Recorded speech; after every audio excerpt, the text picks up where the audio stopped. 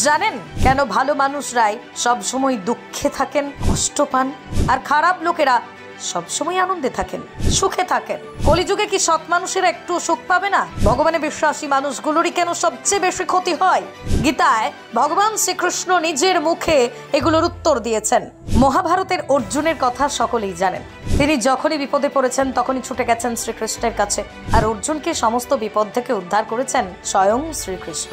একবার তেমনই একটা সমস্যা নিয়ে শ্রীকৃষ্ণের কাছে হাজির হন অর্জুন। প্রভু, এই পৃথিবীতে কেন ভালো মানুষই সবচেয়ে বেশি কষ্ট পায়? কেন তাদের এত দুঃখ, যন্ত্রণা, বেদনা সহ্য করতে হয়? অন্যদিকে যারা খারাপ করে তারাই তো সুখে থাকে, রাজার হালে পৃথিবীতে বাস করে। এমন অন্যায় বিচার কেন?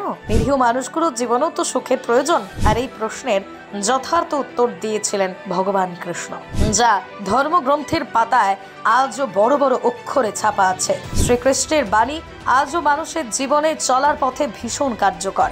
হাজার সমস্যা দূর করতে পারে এই বাণী। ধর্ম থেকে কর্ম সবেতেই এগিয়ে রাখতে সাহায্য করে।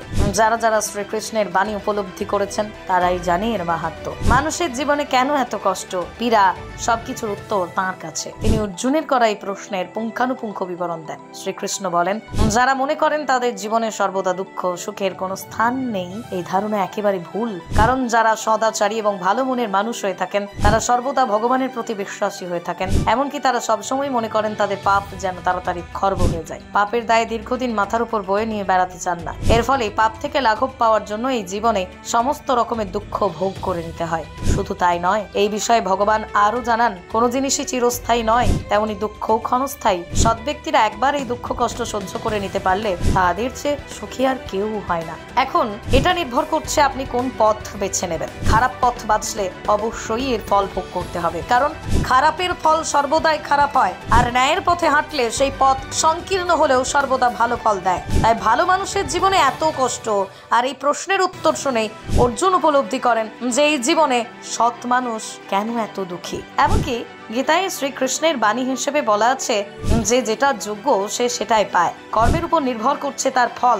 ভগবান কখনোই নিষ্ঠুর হতে পারেন না। তিনি পরীক্ষা নেন যে যেই মানুষটি ঠিক কতটা ঠিক লড়াই করতে পারে, আর এর ফল সঠিক সময় তিনি দিয়ে থাকেন। তাই এই কলিযুগে সবচেয়ে বেশি কষ্ট পাবেন ন্যায় পরায়ণ ব্যক্তিরা।